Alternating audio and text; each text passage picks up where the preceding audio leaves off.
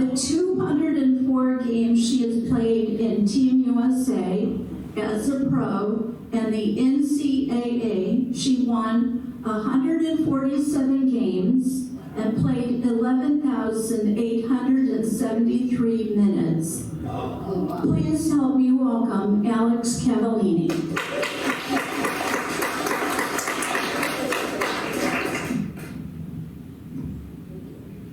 Hi everyone. I'm so excited to be here.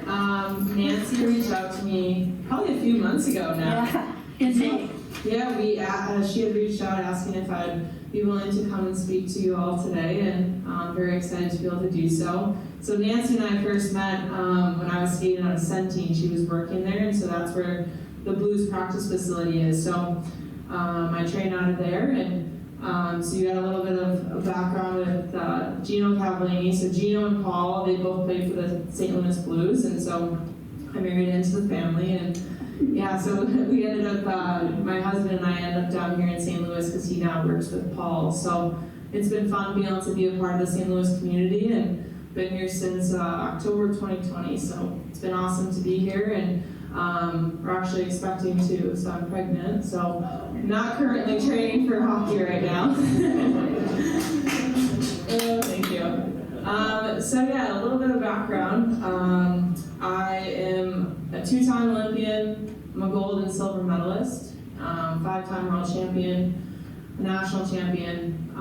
So as many accolades as I have, I would say the journey's been quite an interesting one, full of obstacles and full of triumphs, very little lows, just kind of everything in between. And so my dream started 24 years ago now, when the 1998 team had won the first ever gold medal at the Winter Olympics. And so that was in 1998 in Nagano, Japan. And at that point I was 6 years old. Had no idea what that meant to be able to play for Team USA and represent the country, but that immediately became my dream, and my goal was to win a gold medal with Team USA. And so I started playing hockey, and I was the only girl. Didn't even think about playing with other females, and so I just knew that there was a team that I could eventually play on someday that had a bunch of women playing hockey, and thought that was the coolest thing. And so growing up playing boys hockey, I grew up in Wisconsin, by the way. I grew up there and basically moved out of Wisconsin about 4 years ago. And so grew up playing hockey, played boys hockey. I was playing just youth hockey, and then I got onto the team with Gino when I was in 5th grade, and so that was AAA boys hockey. And so I was actually playing up a birth year. So in hockey, you always play in birth years. So that's where I met Gino and my now husband Aiden. We were teammates. And so I was traveling all over the country. So since 5th grade, I was going from, Minnesota, Boston, California, everywhere in between. And so it was an awesome experience to be able to travel around. And the one thing that I found growing up playing with boys hockey is that I was constantly having to prove myself. As every single year, it was always, doubt crept to my mind, into my teammates' minds, being like, can she play with us?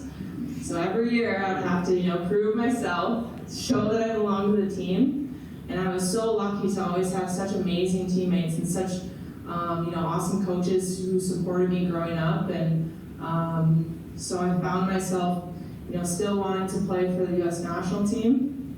And so when I was 16 years old, I got the first opportunity to represent the country at the U18 level. So that's for the U.S. women's national team for under 18. And so at that point, I was the youngest goalie to ever make that team. So it was quite an honor to be able to represent our country. And I remember the first time I found out that I had been selected to this team. I cried. I was so excited, so many tears of joy. Finally felt like I was a step closer. Because at that point, I was having a lot of people coming up to me when I was playing boys hockey who I didn't even know, and they'd be like, you have to play girls hockey. Like, you're never going to get recruited by colleges. You're never going to play the national team. You need to go play girls hockey.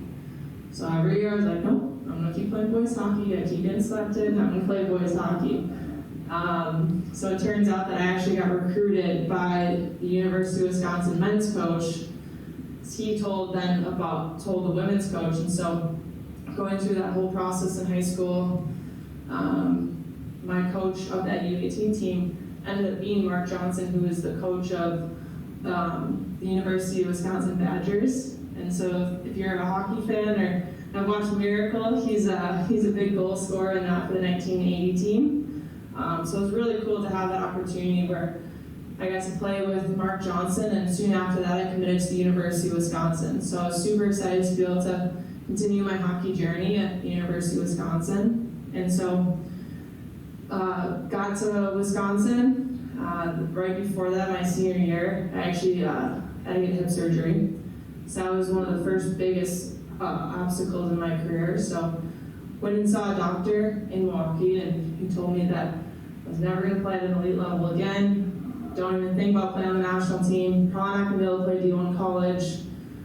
It was time to get that surgery. And so my mom, being the biggest supporter that she was, biggest advocate for me, she reached out to a bunch of doctors and found a doctor in Vail, Colorado, who told me I was going to come out better than ever. So got the surgery done, went to the University of Wisconsin that upcoming year, and we won a national championship. And so that was pretty amazing just being a part of that team, because a lot of the girls on that team, there was, I think, three girls had been a part of that team for the 2010 Winter Olympics. And so it was really quite an honor to be able to go to the University of Wisconsin, play with these leaders, and on that team that year, one of the biggest things was that they shared that every single role on that team mattered. And it was an awesome experience from the very start. It was my first year playing on a full all-women's team, and so it was like super fun experience for me. So then after that year, I had to get another hip surgery, so I got my second one done. So quite a bit of injuries by the time I was 19 years old, but I feel like it really helped me kind of just understand, like, being able to battle back, having a support system, believing in yourself to be able to come back after these injuries, and put a lot of work into it. And so I actually was named to the U.S. Women's National Team when I was 20 years old, and so that was my first stint with the national team, played on the team for the entire year. And the next year, that next summer, was tryouts for the 2014 Winter Olympics. So it was been a great year with the national team. I was one of 4 goalies who were selected to go to this Olympic tryouts. And so I had an awesome tryout. I was so excited. I felt like, I left everything out there, gave the coaches no reason to cut me, and I was super excited to, potentially represent our country at the Winter Olympics. So we had a team meeting, and they started to list everyone's name out in alphabetical order. Didn't hear my name. So that was absolutely heartbreaking for me. And so at that point, I was going into my senior year and had to make the decision, am I going to continue to play hockey, or am I going to hang them up after this season of senior year and try to find a job in the real world? So went back to my support system, and they had, given me belief and support to continue to play hockey and continue to live out this dream that I've had since I was 6 years old. And so I graduated from the University of Wisconsin and did everything I could to make that team again, and I did. By that next season, I made the team, and fast forward to 2018, I was named to that roster. So I was super excited about that. Finally felt like I, finally had made it to that level and made it on that team, and dream was coming true. And I've been the starting goalie in that quad. We call it quads in between the Olympic years. So in that quad, I was the starting goalie. Got to the Olympics, didn't play a single minute. So didn't have any explanation from the coaching staff. We had coaching changes throughout that quad, and so it was such a bummer. But for me, I went into that tournament being like, I am going to literally be the best teammate I could possibly be. And so that Olympics was an amazing experience in different ways outside of the hockey, and to be able to walk in opening ceremonies was one of the most amazing things I've ever done. You come out, you're walking with every single Team USA athlete, you're one big family, and you get to walk out and there's all these lights and music's playing, and there's so much energy in the crowd, so much energy from all the other athletes, and so that was truly one of the most amazing experiences, was being able to walk in the opening ceremonies. And so throughout the time at that Winter Olympics, my family was there, and so that was awesome to be able to see them, go to a ton of different events, support other Team USA athletes. So it was a really, really great experience, and really fun to be in Pyeongchang, South Korea. And we ended up coming out in like a thrilling shootout victory to win an Olympic gold medal. So that was 20 years later, after the first team had won a gold medal in 1998, and so it felt like a dream come true. But left that Olympics kind of wondering if I was going to play hockey again. Like, is this what I want to do? I put all this work in, didn't play a single minute at the Olympics, and that was pretty heartbreaking to me. But trying to see the bigger picture, and I was thinking about those seniors my freshman year at the University of Wisconsin, where they told me that every person on this team matters, every role matters, and so I took some time off, decided I wanted to go for another Olympics. So I still love the game. The first I made the decision, I'm like, okay, I'm going to go back on the ice. This is 5.5 months after the Olympics, and so I'm going to go back on the ice, and if I love it, I'm going to keep going. If I despise it, that's my sign that I need to hang up my skates here. So I went on the ice, absolutely loved it. So made the decision that I was going to continue to play. And that year we had new coaching staff come in, and we started a new quad and went to that World Championships that year, and I had earned the starting position back. So I was able to get that starting position, and we won another thrilling shootout victory and claimed our 5th World Championships in a row. So it was an amazing experience. Super happy that I was able to come back and believe in myself, have my support system there to cheer me on in the World Championships in Finland, and it was great. So then next season, COVID hits. World just kind of got flipped upside down, so I know all of you can experience that and understand, and World Championships were canceled. And then there was tons of unknowns, and I was living in New York City, and that's how we ended up in St. Louis when COVID hit. We're like, okay, it's time to leave. We should not be here anymore. So continue to play. It's just been a year. Last 2 seasons have just been, crazy with cancellations and coaching changes, and everything that could possibly go wrong went wrong with our team. But I was so proud of our team for sticking together, and we made it to a residency in the in Minnesota, where we got to compete together and live together leading up to the Olympics. And so this year was quite the experience, with having to balance COVID and competing, and COVID came in our locker room right before the Olympics, and so it was pretty insane. And so I earned again the starting position, and super excited going into the Olympics. And 9 days before we were set to leave for the Olympics, I got ran in practice and tore my MCL.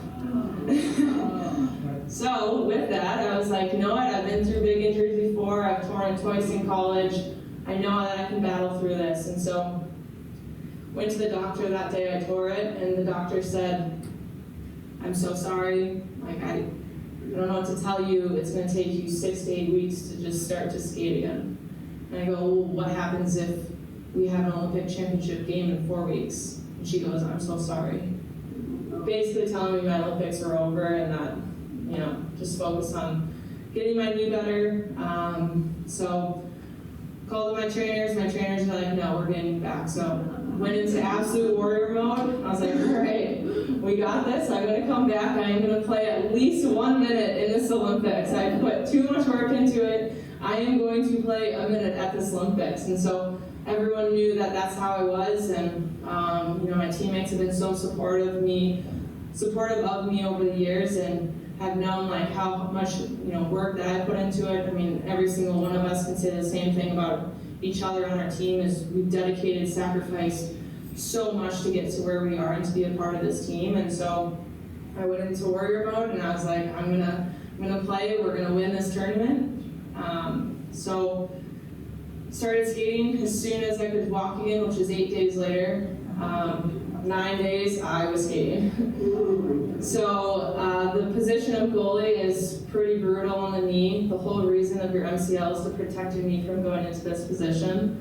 I'm constantly in like this position. So got to the Olympics and my coaches had told me, if you are ready to play by this day, this is your game. If you can't play this game, we're moving past it, we're gonna have to go with someone else. So I'm like, okay, this is great. This is my target. I'm competing for this game. This is what I'm getting back for. So got the call to officially start. I started against Switzerland and got to play that, and it was the most surreal moment of my hockey career. Just so many emotions had flooded me after that game. We ended up winning. I didn't know the score, but I got a shutout, and I was so excited to just be able to play. And talking to my family before, I told them, I was like, all right, I have to start tomorrow night. Just want to let you guys know that, but I will believe it when I am in the crease and playing.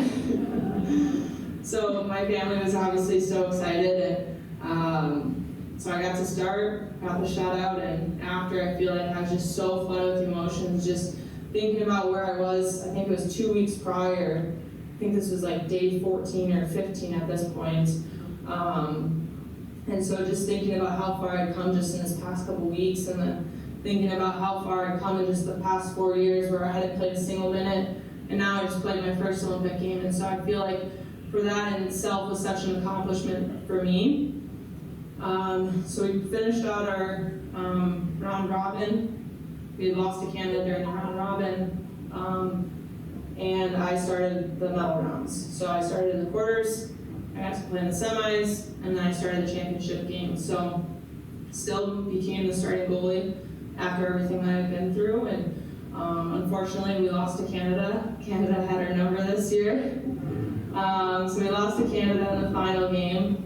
But for me, I mean, to look back on everything our team personally accomplished throughout the year, everything we've gone through together, I'm so proud of this team, and proud of everything that we accomplished. So I'd say this Olympics in 2018 were completely different and very hard to compare, but just even with the COVID aspect where we don't have any fans, family and friends weren't there, every single worker is in hazmat suits, food, I was eating camper meals because the food was so bad there.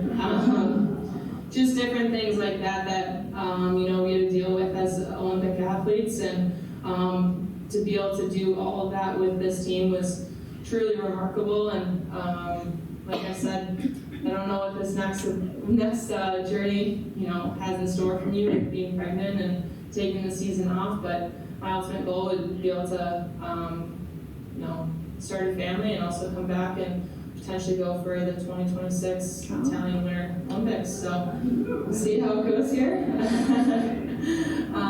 But yeah, that's just kind of everything that I've been through. Like I said, I've been through a lot of highs and lows of my hockey career, and sports for me has been something that's been truly amazing to be a part of. I've learned so many life lessons. I've met so many amazing people, and one of the biggest things that I always think back on of how I got to where I am today is just because of my support system. Being able to, share these moments with people, being able to open up, be vulnerable, listen to others, learn from others, because of my support system, and they've gotten me to where I am today. So I thank all of them, and so if you guys have any questions, I'm happy to answer questions as well. Yeah. We're going to beat Canada next Olympics. Yes, we were beating Canada next Olympics. How do you spend so much time and prepare yourself to watch the puck?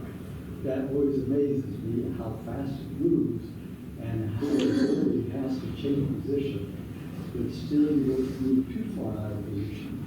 Yeah, so much of the position of goaltending is there are like so many minor things that you have to think about that brings it all together. And so with the tracking of the puck, like for me, a lot of it is just reading the release. So like it's kind of like a baseball. I think it's like a pitcher. How they release the ball is how someone reacts to where that ball is going to be. It's the same thing for a goalie. Where that stick position is, that's where what you're reading, and that's where you're gonna decide the angle of the shot.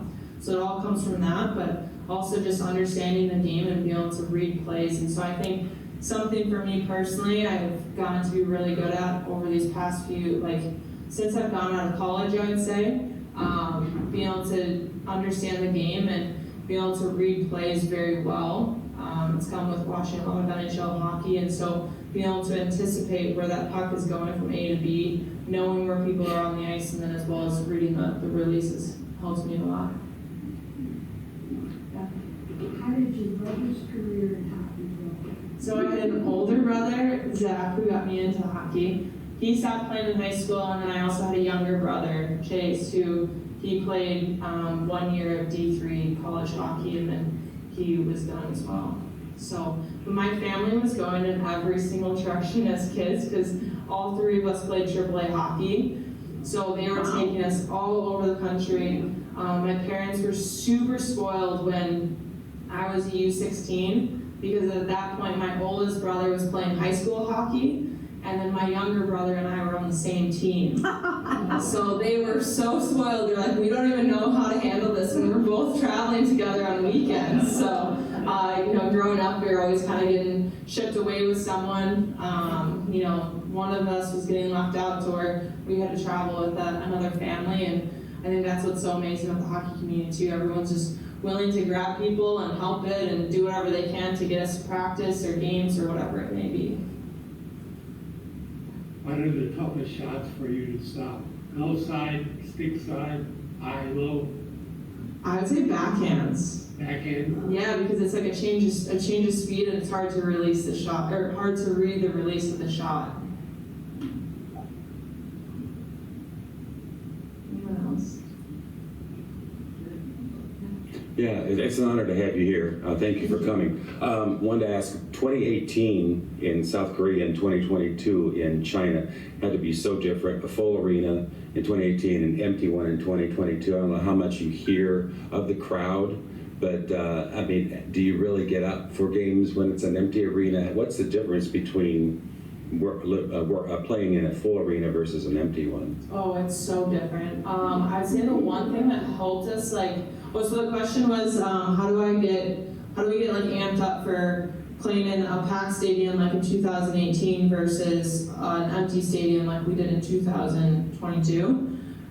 So for us, we had played in the last 2 years, we've played in all empty stadiums essentially.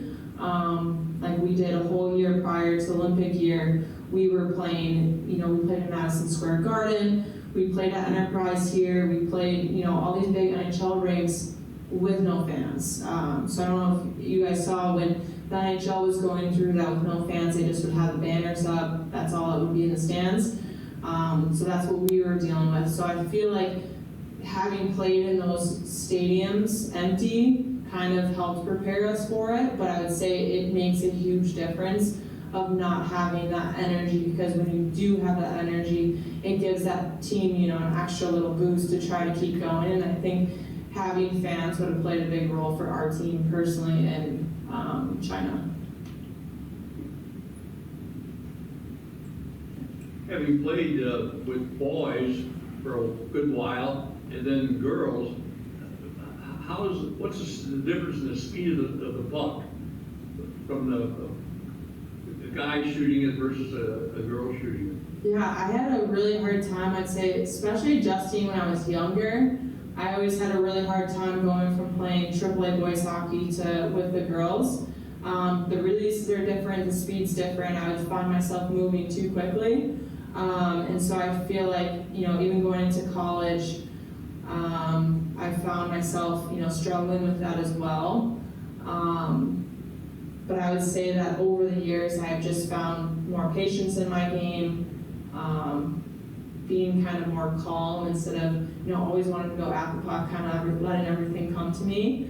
But I also found that, the past non-Olympic years when we're not training together as a team, I do have a little bit more difficulty just because the people I train with when I'm not with the team are boys. So when I train here in St. Louis, I'd be skating with Lindenwood University men's players. And so I've always found it hard going from that to camps, but with the national team being at the level it is, it's not as big of an adjustment. it's kind of harder when you play against some of the lower level teams, I would say.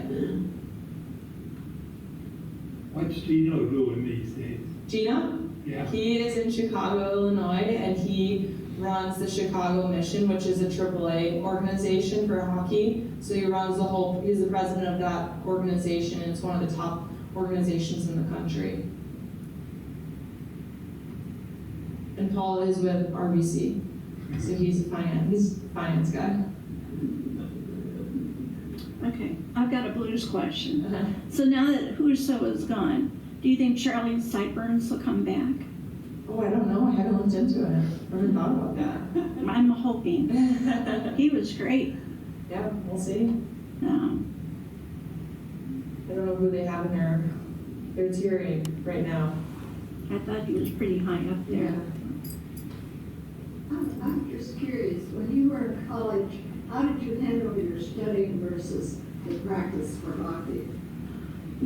How did you handle your time? Yeah, so I always joke with people. I always found I did my best in school when I was super busy. Yeah. So when I had a ton of stuff going on, I was so diligent with getting my studies done. And I feel like just, even growing up when playing AAA hockey, I actually had driven down to Chicago for 2 seasons when I was in 8th grade and 9th grade with 2 other boys to play on the Chicago Mission team. So we were so diligent about doing our homework in the car, getting everything done that we needed to. And so I think having that experience and going into college, it really helped just kind of prepare us for having that balance. And so I always found in the spring when we didn't have as much hockey going on, my studies took a little decline there.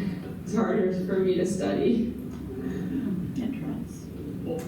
What was your major in college? I was a communications major with a minor in entrepreneur studies and digital studies. I used my degree for a year and a half. I had a job when I graduated from college. I worked with a management consulting company, and at that time I was working part-time remotely, which was like unheard of before COVID. So they were very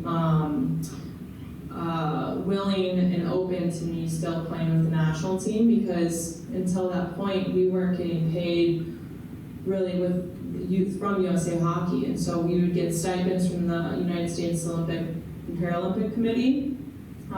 So those weren't great stipends, but it was to help offset our training costs. So I found this job. And then in 2017, so that was 2015 I graduated. 2017, my team actually boycotted our World Championships that were being held in Michigan. So we boycotted because we'd been in contract negotiations with USA Hockey fighting for equitable treatment, where we thought that we should be getting paid from them, just because we put so much time into this organization to be a part of this team, and we were having to, find other jobs. We weren't able to focus on our training. Don't have, money to support ourselves. So we decided to take a stance and boycott World Championships, and came to an agreement with USA Hockey 2 days prior to the start of World Championships. And so we came to this amazing conclusion with USA Hockey, and we now get paid as women's hockey players, so we're on contract. And so it was a huge step in the right direction for women's hockey. And now that we do get these contracts and these stipends, we don't have to have second and third jobs to be able to support ourselves. Just a little further, how did you meet her? We were teammates. Oh, Yeah, so we were teammates in 5th grade, and so I'd always travel with Gino. Like, he took me to Sweden and Russia. So when I went to Russia, it was literally Gino, Aiden, and I, my husband, and we were in 7th grade. And so growing up, we were kind of like brother and sister, just fight, whatever, the whole time, bicker, and then disconnected and then reconnected, and got together, started dating, and a year later he committed to the University of Wisconsin as well. So he became a Badger and played hockey at Wisconsin as well. So it all worked out really well, and great, they got a long time. yeah, long time. much of the year do you have to train? So in a typical year, you would take 2 weeks off after World Championships and you're training the rest of the season. Usually after World Championships that are in April, you would take off the 2 weeks, kind of just start working out again and then start skating soon after. And so summer training is more focused on working out than skating. And then we get into the season starting in September and then ends in April. But this year's a little bit different just because the International Ice Hockey Federation, who runs the World Championships, decided to put a World Championships in August of an Olympic year. So that's gonna really throw a wrench in people's training. So it's just hard for, as an athlete, when you take time off after the Olympics, you usually take, a good chunk off, and then having to train and be able to compete at an elite level, and kind of the off season is going to be really interesting for the team. But so this year we have World Championships in August and in April. Well, you train pretty much the same as the NHL guys do. Yep, yeah. So we train the exact same and play a lot less games than them, unfortunately. And make a lot less. But doing the same thing as them, I train when I'm here in St. Louis too. I work out with a lot of NHL guys who are locals here. So it's great being able to meet them. At Maroon? No, not Pat Maroon. Got the Kachuk brothers, Petrangelo. Yeah, it's been great being able to get to know those guys. And yeah, so this year is looking a little different for me, but we train all year round, essentially. How much time do you get on the ice when you're training per day, so to speak? Yeah, so with me living here in St. Louis, I don't have any other teammates here. Well, now there's a teammate who's back. She's back from college, Jinsey Dunn. But I would just be training by myself with a goalie coach, and I'd skate with those Lindenwood guys like I had told you. But I would do our ice sessions about 3 to 5 times a week. And the reason I do that too is because we're actually fighting for a women's pro league right now. So that's been really interesting in the past few years, because the year after 2018, I was actually playing for a team in Calgary, and I was living in Madison, Wisconsin, so I'd fly in for games, play with the team. It was awesome. We won the championship that year for the league, and a few weeks after the season had ended, they decided to fold that league. And so since then, we've been trying to fight for a league and trying to create a league where women can play professional hockey and make a living off of it and don't have to have another job, sort of like what we fought for with the women's national team for USA. So we're working on that. So not many games are being played right now, and I think that's been hard as well the last few seasons with COVID and not playing games. And so hopefully we get a league here in the next year or two where women can play a lot more games and people can get out and get more exposed to women's hockey. Do you feel encouraged now that the women's soccer players have gotten more pay, that maybe women hockey players will too? Yeah, we say that we're about 20 years behind them. So essentially what happened was in 2002, women's soccer, women's hockey were going through the same contract negotiations. And basically what happened is women's soccer stuck together, got these new contracts, so that they started getting paid in 2002, which is when we started getting paid in 2017. So in the same year, USA Hockey actually had threatened the U.S. women's national team that if they don't sign the contracts where they weren't getting paid, they were not going to be a part of the Olympic team. And so it just kind of crumbled the team, and they signed those contracts and didn't make much progress. And as a player, in the organization, I had no idea that it had happened until 2016 when we started going through contract negotiations, and we're like, how would we not fought for this earlier? And so we're going through it now, and it's awesome to see the women's national team for soccer making such huge strides and getting paid, and We've been to a lot of games as a team to be able to cheer on the women's soccer team, and it's awesome to see how many people they have in those stands. And so hopefully we can get to a point like that someday with women's hockey, but until then, we're just chipping away over here.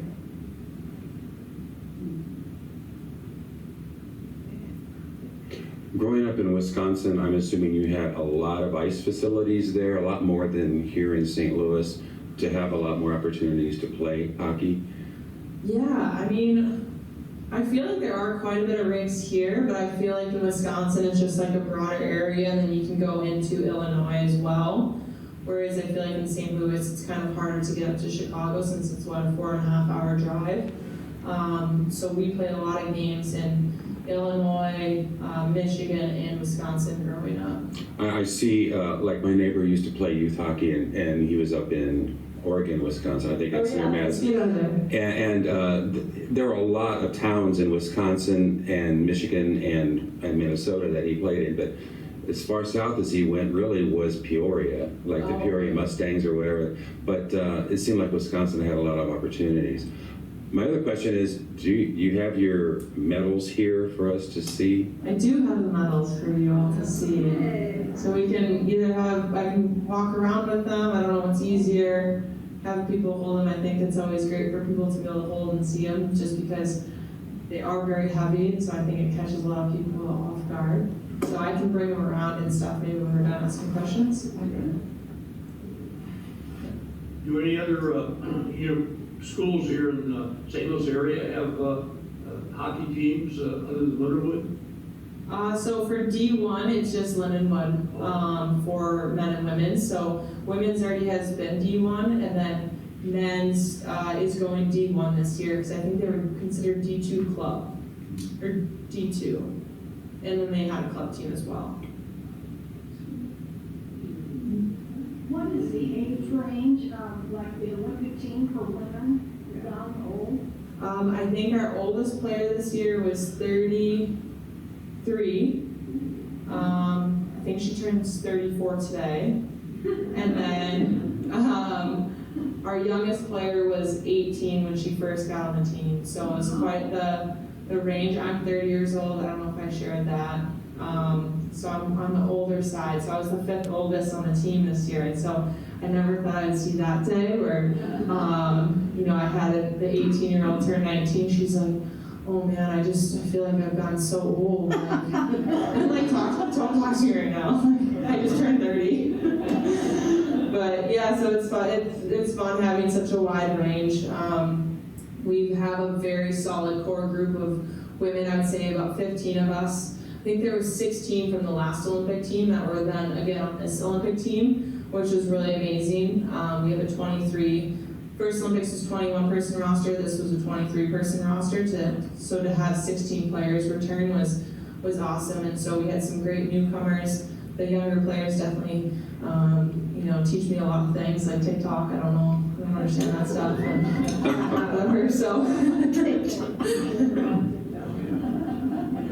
Is anyone on TikTok here? No. You are? I have a question. You certainly had an interesting life experiences. I wondered if you, in your spare time, considered writing a book.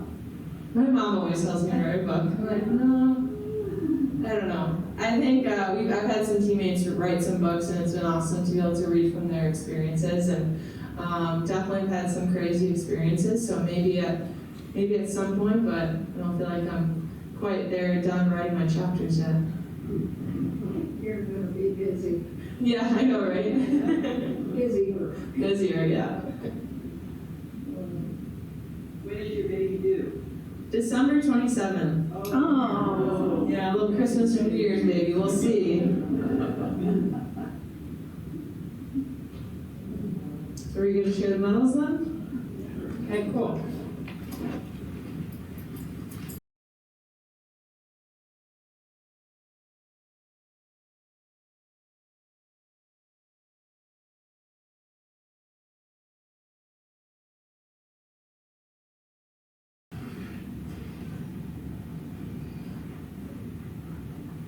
These are heavier than I thought. So a lot of people ask about the weight, and I'm sorry, I don't know the weight, and I don't know which one's heavier, the gold or silver.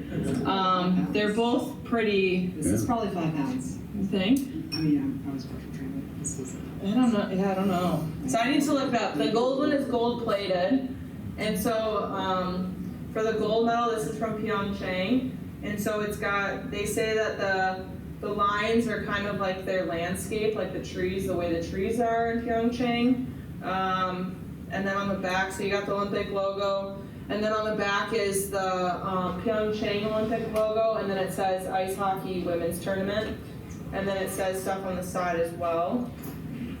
And then on the silver medal from this year, Olympic logo, says the winter games, and then has the China Winter Olympic logo, and it says Ice Hockey Women. So only 21 and 23 of these go out, so no more, no less.